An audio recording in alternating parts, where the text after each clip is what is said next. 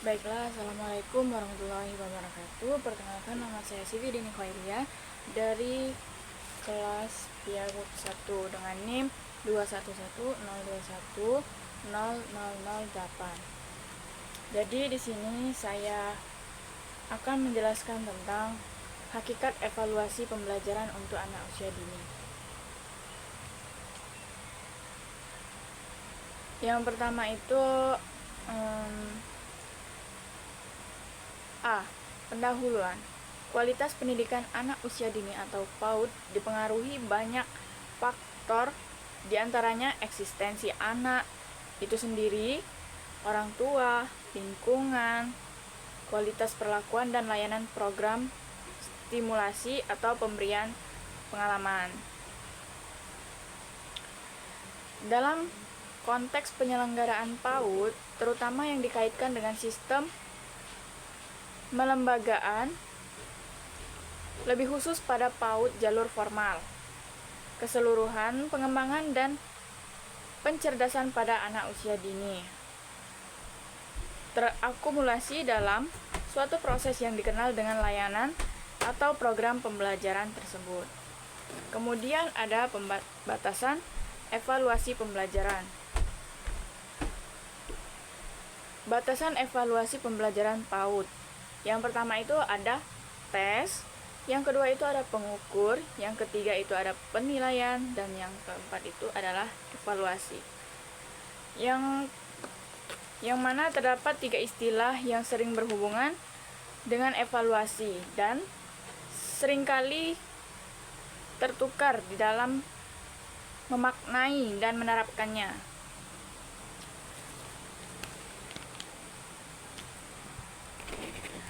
Agar guru dapat memahami dengan baik sebelum tertuju pada batasan evaluasi pembelajaran PAUD yang didefinisikan istilah-istilah tersebut, yaitu yang pertama tadi kan ada tes. Nah, tes ini merupakan salah satu cara untuk menaksir besarnya kemampuan seseorang secara tidak langsung. Kemudian yang kedua itu pengukuran. Dapat didefinisikan sebagai the process by which information about the attribute and difference for learn. Yang ketiga itu ada penilaian. Penilaian memiliki makna yang berbeda dengan evaluasi. Mendeskripsikan assessment sebagai semua cara yang digunakan untuk menilai unjuk kerja individu atau kelompok. Kemudian yang keempat ada evaluasi. Evaluasi merupakan suatu proses penyediakan informasi yang dapat diartikan atau dijadikan sebagai pertimbangan untuk menentukan harga dan jasa dari tujuan yang dicapai, desain, implementasi, dan dampak untuk membantu membuat keputusan, membantu pertanggungjawaban, dan meningkatkan pemahaman terhadap fenomena tersebut. Kemudian ada tujuan evaluasi pembelajaran PAUD. Tujuan ini dilaksanakannya evaluasi proses dan hasil pembelajaran atau program stimulasi pada pembelajaran anak usia dini adalah untuk mengetahui keefektifan pelaksanaan pelayanan program stimulasi dan pencapaian hasil-hasilnya oleh setiap anak tersebut. Informasi kedua hal tersebut pada gilirannya sebagai masukan untuk meningkatkan kualitas proses dan hasil program stimulasi yang dijalankan. Proses terutama merujuk pada cara, lingkungan, tindakan, perilaku, pendidikan, respon dan kinerja anak serta hal yang berkaitan, sedangkan hasil-hasilnya terutama berkaitan dengan perilaku baru tersebut. Kemudian ada manfaat. Manfaat dilaksanakannya evaluasi proses hasil pembelajaran atau program stimulasi, diantaranya yang penting adalah memperoleh pemahaman pelaksanaan dan hasil pembelajaran atau program stimulasi yang lebih berlangsung dan dilaksanakan oleh pendidik. Kemudian yang kedua ada membuat keputusan berkenaan dengan pelaksanaan dan hasil pembelajarannya.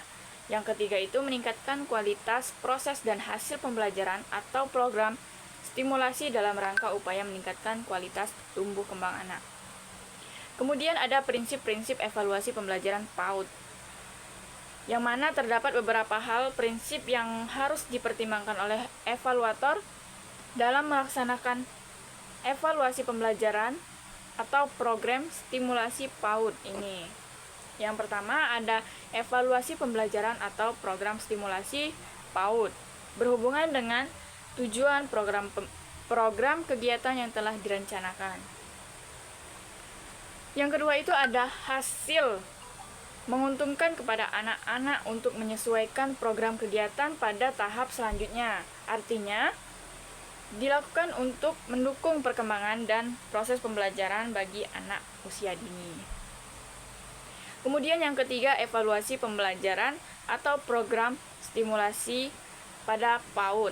Sebaiknya, sebuah proses keterlibatan ini bekerja sama antara pendidik dan orang tua anak tersebut. Kemudian yang keempat ada evaluasi pembelajaran atau program stimulasi pada PAUD. Hendaklah menggunakan cara yang paling tepat dan dianjurkan mengedepankan melalui pengamatan secara langsung, karena karakter perkembangan anak dan belajar anak pada umumnya itu tidak dapat tampil secara penuh dalam kata-kata maupun secara tulisan. Kemudian yang kelima itu ada tes pengukuran, penilaian, dan pencatatan segala informasi perkembangan dari pembelajaran anak.